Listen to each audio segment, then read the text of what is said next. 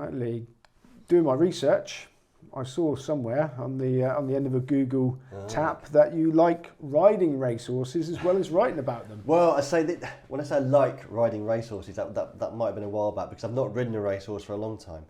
But I did ride in a charity race, must be about 12 years ago or so now. Basically, it was suggested to me that it would make a decent feature series, if a Racing Post writer who couldn't ride learnt to ride and rode in a charity race. And it was also said that the lads and lasses in the weighing room would love it as well. So I'd actually had 6 riding lessons at uni when I was at York years ago. But one of my many failings and flaws is an allergy to stables. So if I go in a racing stable, I will, a bit like I am now, you might be able to say, I've got a bit of lurgy now. So Simon's going to leave here with all sorts of germs, I'm afraid. But I walk away from a stables generally sneezing with eyes watering. But I thought I'd give it a go, put myself full of antihistamines, and I was very fortunate. I rode out an awful lot for Ferdy Murphy, Niall Hannity, the Racing UK broadcaster and jockey's agent, great mate. He taught me to ride from scratch, him and his now wife Leanne, and they were marvellous. And Ferdy was great. I rode out there an awful lot. I got to ride out for Paul Nicholls. I got to ride Florida Pearl at Willie Mullins after he'd retired, which was one of the great joys. I've got a picture of riding him upstairs. So I was very lucky, and I got to ride in a charity race at Cheltenham for the Whaley Cohen family, who lost a marvellous young man, and we were raising money for the hospital in Oxford that looked after him. And it was a real buzz to ride at Cheltenham. I rode a horse called Goblet of Fire, trained by Paul Nicholls, and didn't go entirely according to plan. I finished 4th. The winning jockey, I think, had previously won a Northumberland Plate when he was younger, so he had rather more ability than I did. But I remember as we pulled up, there was a guy on the rails, you know, that walkway as you come back at Cheltenham, and he delivered a very audible volley of abuse at me, using some words that I couldn't possibly repeat, but they were extremely rude. And his line was, "I pulled the horse." Now, he then went round to the winner's enclosure and had a second go at me. And he was convinced, obviously, back Goblet of Fire, that it was corruption. And I assured him and everybody else it wasn't corruption, it was entirely incompetence, in the sense that I'd misjudged the space between myself and another horse. You know, when I watch it back on TV on the video, I could see there were maybe something like 5-6 lengths between myself and the horse in front of me going down the hill. Riding the horse, it felt like it was maybe 2 or 3 lengths.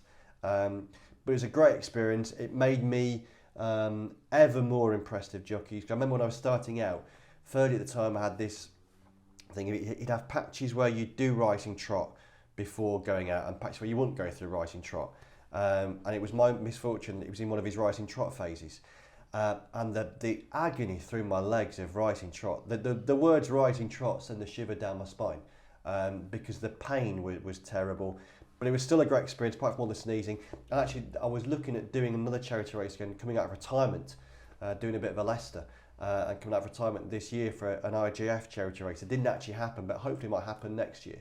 So I would love to do it again. And say all that's really stopped me doing it more is the allergy of the sneezing and the eyes watering, that leaves me a bit low for a few days. But ultimately, it's worth it. And I came as close to having a 6-pack as I've ever been through riding out. So it's well worth it for vanity reasons as well. There's something else that you enjoy, I understand, that's a bit more genteel, and that's theatre going. Yeah, love theatre going. One of your previous interviews, Jeremy Chapman, got me ever more into. I'd always enjoyed going to theatre, but Jeremy got me into it even more. So Jeremy does quite a lot of reviewing, so I'll sometimes go along with him as his +1 if Chris or his wife can't make it. And I go to an awful lot of theatre myself.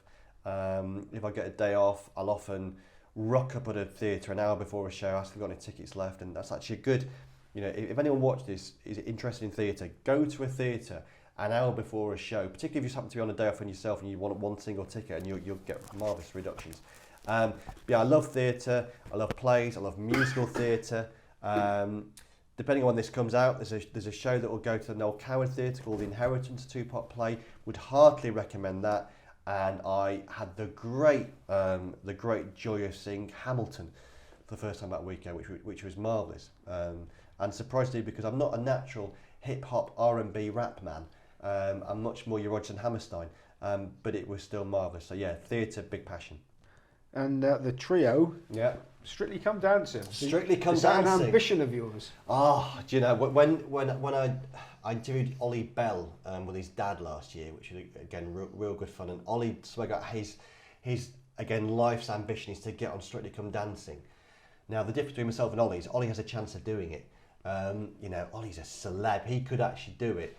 I ain't, but I love watching it. I did a piece with Richard Dunwoody when he was in training for Strictly, and really enjoyed doing that. Richard wasn't necessarily blessed when it came to the waltz, but it was still fun. Really enjoy watching the programme, and yeah, I enjoyed punting on it as well.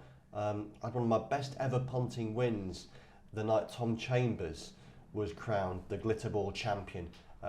Just having more and more on him on Betfair, to the great concern of my beloved, who didn't really think it was a wise move. But I think if, you know, one of your previous interviewees, Steve Starkey, actually makes a living out of it, you know, he as he explained to you, I think if you get your head around what you think people are voting for over previous week, you can get a bit of a handle on what should happen. Although in recent years with things like Brexit and Trump, I think that the voting public have become a little bit more erratic. But generally, I think it's a good punting vehicle, as is Eurovision, which I had a bit of success on this year, and had one of, again, my most enjoyable racing moments hosting a Racing Post Eurovision postcast. You know, that was like, you know, it's happened. We've finally reached the moment. So yeah, no, I enjoy watching and punting on things like that.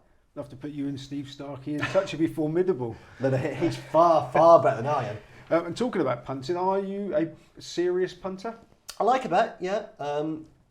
But again, I can easily go racing and generally do without having a bet. I don't need to have a bet to enjoy horse racing, but I do enjoy a bet. I enjoy punting. I like anti-post punting. My best racing anti-post punt was having Frankel at 16s or 20s for 2,000 guineas. I backed him on the day he won at Doncaster, that 7 furlong conditions race at the Ledger meeting. I backed him for the guineas that day. That worked really well.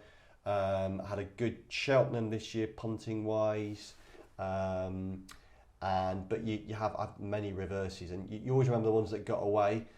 So again, watching Lati Dar win at York was galling because I had her at 20s for the Oaks. So I like it. Yeah, I like a bet. I've already got for example, a big Melbourne Cup portfolio for this year that could prove very costly. But I do enjoy it. I do try and keep a note of how well or badly I'm doing. But I don't have to bet. I can easily watch horse racing for the racing the same way. You know, I enjoy watching athletics. And I went to the recent Grand Prix in Birmingham. I enjoyed watching all the races there without having any bets on the races. So, you know, ultimately I'm in it because I love watching horse racing. The punting on horse racing is a nice sort of secondary attraction to it.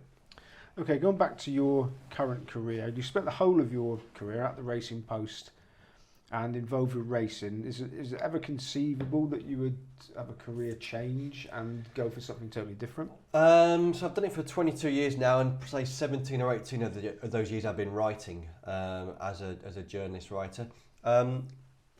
Listen, you never rule anything out, and I'm 43 now, so I've got at least 2 decades of working life in front of me if I can carry on breathing. I'd love to carry on writing about horse racing if I can. There are other things I enjoy doing. You know, I think at some point I'd like to maybe write a novel.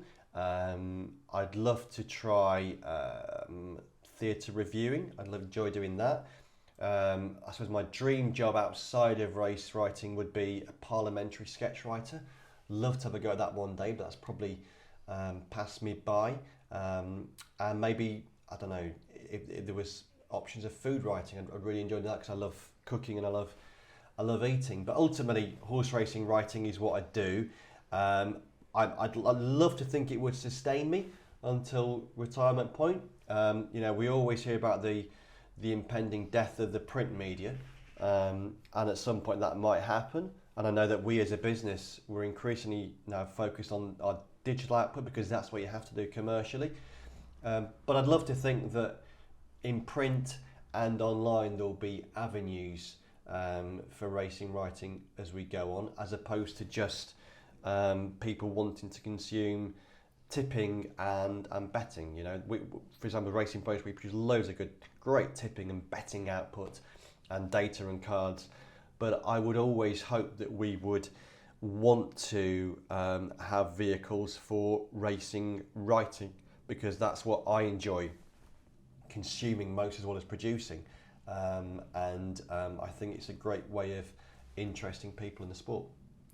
That's a given then. There's still room for youngsters just going into university or just taking their GCSEs or whatever. Do you think there is a career left for a young person of that age in race writing in some description? Yeah, I think so. I mean, I think it's just different. Say when I came in and started writing, it was very much a different era. For example, the first big race report I wrote was on the Victor Chandler Chase. I think it was in 2001, and in those days it was run on a Saturday, but there wasn't a Racing Post until the Monday. So in effect, you watched the race on the Saturday, you didn't have to file until the Sunday afternoon. Nowadays, you need to file race reports almost instantly. And so speed of delivery has changed the way the job is now. But in some ways, I think for young people who are enthusiastic about horse racing, and there are a lot of them out there that want to get into racing journalism and racing writing, it's actually in some ways a bit easier because you have so many different platforms you can advertise yourself on. When I started, there were no things like blogs or social media, and now you can. Lots of people that we've got that are becoming really talented and really prominent have done so through social media, through blogging, through advertising what they can do in ways that they can control.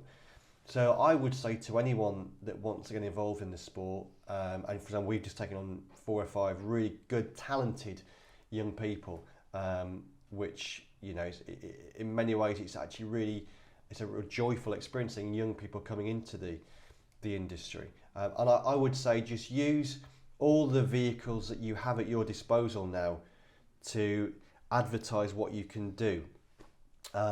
Embrace the fact that racing journalism now isn't just about producing written content. Ideally, you want to be able to do audiovisual, you want to be able to do what you're doing now, you want to be able to interview people, you want to be able to produce video content, you want to be able to do so many more things than that were once required of a journalist. But I would also say, if you ultimately want to do racing writing, really work on your writing. We have people, and I have people contact me quite a lot and say, could I have work experience at the Racing Post? And they'll sometimes send in their work and it's just not of a standard that's probably good enough for them to come into the Racing Post yet. So I would say keep writing, keep trying to get criticism of your writing as well. Your style, your quality, your expertise, your knowledge is always developing, and the more you do it, the better you're going to get. And as I say, respond well to criticism, because even established writers, will often find you send a piece and it will be suggested you might tickle this, change that. If that happens to us, it happens to everybody. So do as much as you can, sell yourself, and use all the different vehicles and mediums that exist now to make people think that they should be paying you to do what you love doing, which is what I'm very fortunate to be able to do. I get paid for doing my hobby, my passion, really. Not many people get to do that, so I think we are very, very fortunate, and we shouldn't ever forget that. Great advice, Lee Mottershead. Thank you very much. Thank you.